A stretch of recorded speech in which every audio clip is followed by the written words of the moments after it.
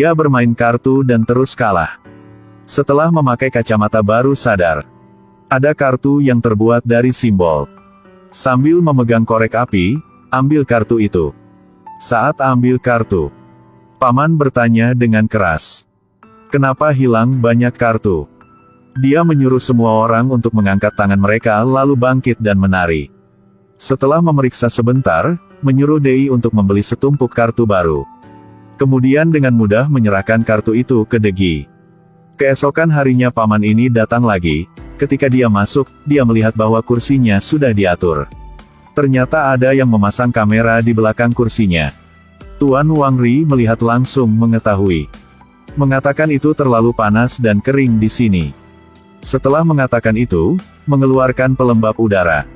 Tapi ini benar-benar adalah alat jammer. Kalian ditutup telinganya. Degi secara bertahap belajar dari Wang cara mengamati. Misalnya, mekanik mobil di depan ini.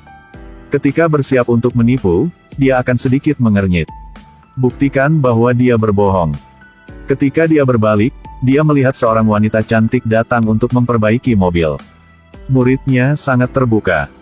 Buktikan dia melihat sesuatu yang menarik. Dan ketika melihat sesuatu yang tidak sukai, pupil langsung mengecil. Tapi Degilah yang bisa mengendalikan muridnya. Untuk mengganggu pikiran lawan. Wang Ri membuat senyum puas. Dan orang-orang ini tidak senang karena kalah. Jadi sekali lagi keluarkan meja tembus pandang. Dan kali ini, taruhannya meningkat. Wang Ri masuk dan melihat sesuatu yang salah. Gunakan alasan untuk mengisi daya ponsel dan kemudian mencabutnya. Beberapa hari kemudian, salah satu dari orang-orang itu mencari keduanya saat mereka sedang memancing. Degi bahkan berpikir bahwa datang untuk membalas dendam. Tidak menyangka paman ini akan diatur oleh Wang Ri dalam permainan judi itu. Pertandingan judi hari ini sebenarnya diatur oleh Wang Ri. Wang Ri sekali lagi mengajari Degi sebuah trik, ranah perjudian yang lebih tinggi sedang disiapkan. Setelah itu, Wang Ri membawa Degi ke banyak kasino. Malam itu, keduanya bertemu dengan sekelompok orang yang berurusan dengan seorang pria. Degi melihat dari dekat dan melihat bahwa sepupunya yang berselingkuh dengannya 100 juta won. Ternyata saat itu, sepupu menganggap Degi lebih baik dariku, jadi dia cemburu dan melakukan pengkhianatan seperti itu. Sepupu memberitahu Degi bahwa, ternyata pada awalnya, mengatur artikel untuk kepala komune. Bukan karena ingin menipu uangnya. Tapi bergabung untuk menipu uang bos. Hanya Degi yang tidak tahu apa yang terjadi saat itu. Sebelum pergi, sepupu memberitahu dia satu informasi lagi. Mina untuk menyelamatkan nyawa Degi telah dijual. Degi memanggil Wang Ri untuk mengucapkan selamat tinggal untuk bersiap menyelamatkan Mina. Dia pergi ke kasino bawah tanah. Tidak menyangka itu menjadi kasino rambut keriting. Di masa lalu, Degi tidak berhati-hati dan menyakitinya. Ketemu lagi di hari ini. Pria berambut keriting itu memutuskan untuk mengajari Degi sebuah permainan. Dia menyuruhnya untuk mengunci kedua tangan. Hanya ada satu aturan. Jika Anda menang, Anda dapat membawa Mina pergi. Tapi potong tanganmu. Jika Anda kalah, itu sebaliknya. Secara umum, selalu ada satu orang menjadi cacat. Pertaruhan Degi selanjutnya. Mina yang pertama memilih, saatnya memilih. Dia menatap mata Mina. Melihat pupilnya melebar, dia segera mengeluarkan kartu. Mina memiliki sepasang 9, tampaknya telah menang. Tapi rambut keriting tidak tahu jika Degi memiliki sepasang 10.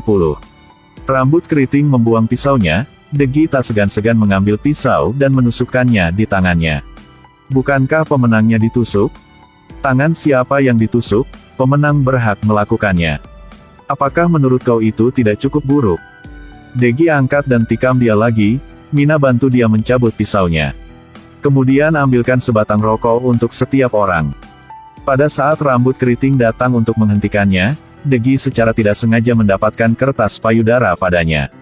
Dia menggunakannya untuk menyalakan api untuk mereka berdua. Tapi pria berambut keriting ini menelan kata-katanya. Dia ingin berurusan dengan Degi secara pribadi. Pada saat ini, Wang Ri muncul dan melemparkannya sekantong uang. Lelaki berambut keriting itu masih ingin memukulnya, tapi sang paman mengatakan satu kalimat yang membuatnya diam. Kasino ini membuka mulutnya untuk berbohong. Maka tidak bisa diandalkan, siapa yang berani ikut bermain lagi. Melihat para penjudi bergegas, rambut keriting harus dilepaskan. Setelah Mina diselamatkan, dia tidur selama 2 hari. Wang Ri menyarankan Degi untuk berhenti berjudi. Jika tidak, akan berakhir seperti dia. Pada awalnya, dia memiliki tangan yang diamputasi oleh Agui. Dia tidak ingin Degi seperti dia. Setelah Mina bangun, dia mengundang Degi untuk makan. Ketika berbicara, baru tahu tragedi yang dialami Mina. Awalnya, dia pergi ke kasino untuk mencari kakaknya. Tanpa diduga, Yang Dong-sik menyadari dan memikirkan rencana untuk menyakiti kakaknya. Dan dipaksa untuk membawa adikku untuk tebusan. Jadi Mina harus menjual dirinya dan menyuruh Degi untuk mencari gadis yang baik. Tapi Degi berkata, tidak ada yang lebih baik dari gadis yang menyelamatkan hidupnya. Ciumnya. Sementara itu, Dong-sik memarahi rambut keriting karena menjual Mina. Hari itu, mereka bertiga baru saja selesai makan dan berdiskusi untuk berhenti berjudi dan membuka restoran. Tapi bertemu dengan bawahan Yang Dong-sik.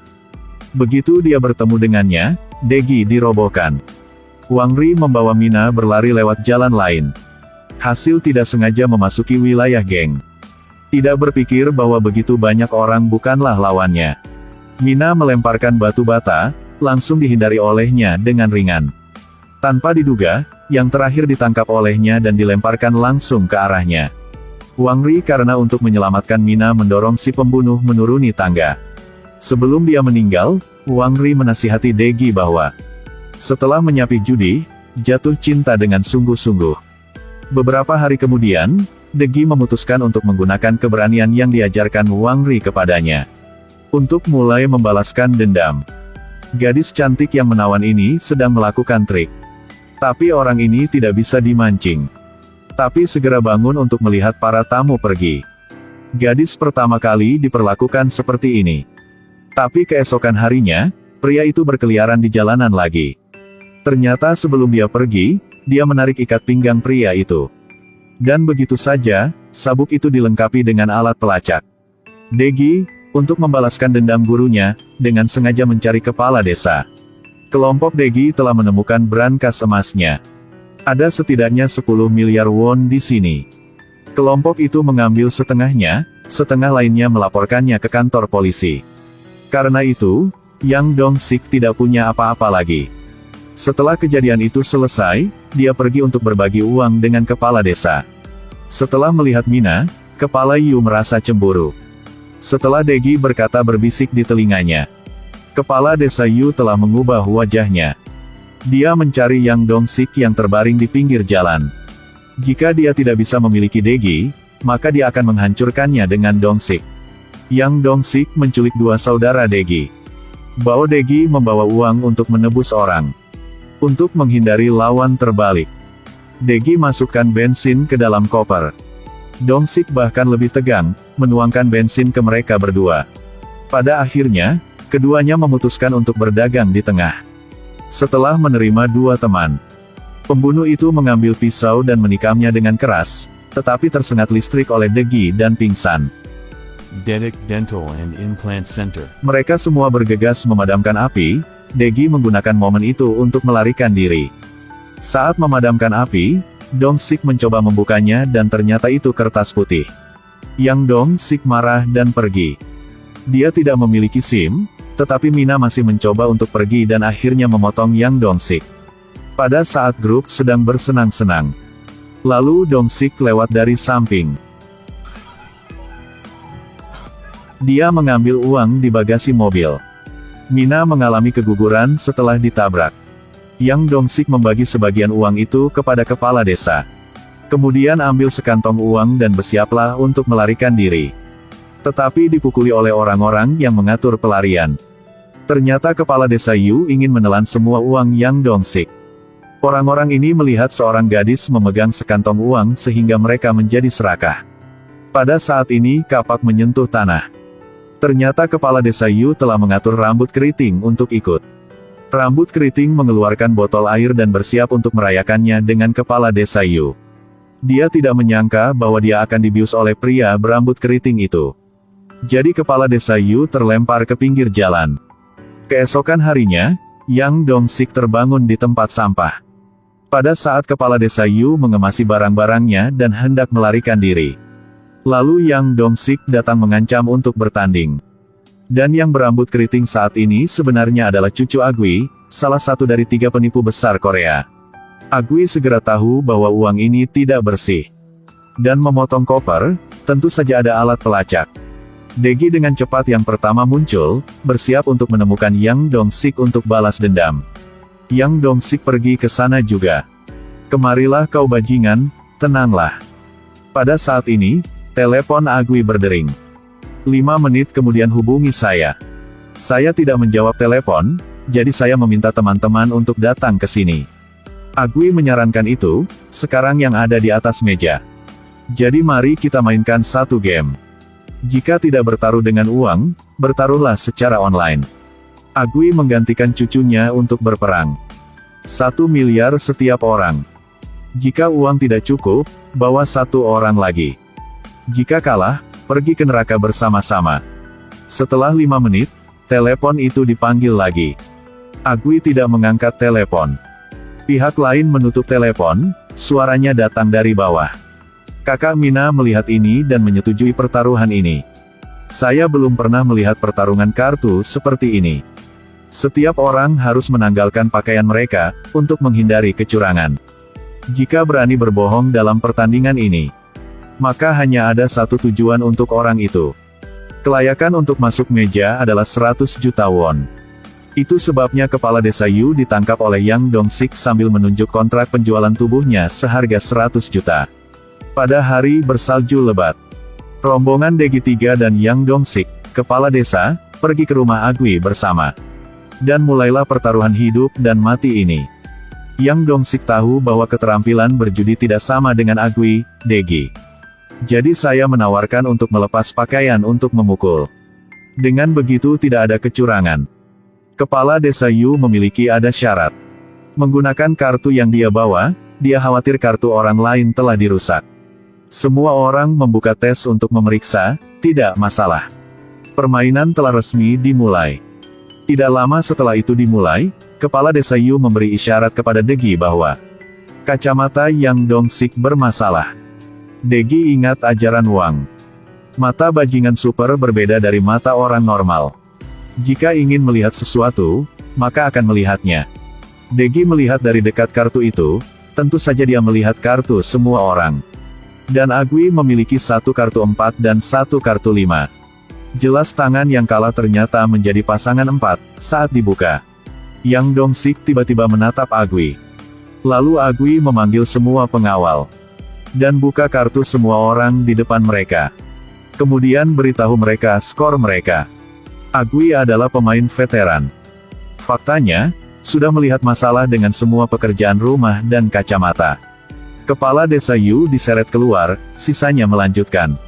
Setelah mengganti dek baru, mereka bertiga melanjutkan pertempuran brainstorming mereka. Agui tiba-tiba teringat Wang Ri yang tangannya dia potong. Ini membuat Degi sangat marah. Tapi ketika gilirannya untuk membagikan kartu, dia sengaja meninggalkan celah untuk Mina untuk membalik. Dan ketika Degi memberikan kartu, dia diam-diam menarik kartu dari bawah. Di depan teman-teman lama, tidak perlu menonton atau mendengar bahwa Degi curang. Yang lain punya 2, dan dia punya 3. Lalu, saat Mina menyalakan sebatang rokok untuk dia, menyelipkannya di bawah pantat Mina.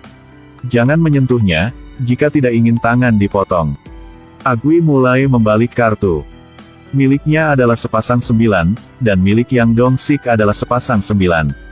Degi harus memiliki sepasang 10 untuk memenangkan permainan ini. Bagaimana Degi bisa mengakui bahwa dia curang? Agui bertaruh dengan Degi itu sepasang 10.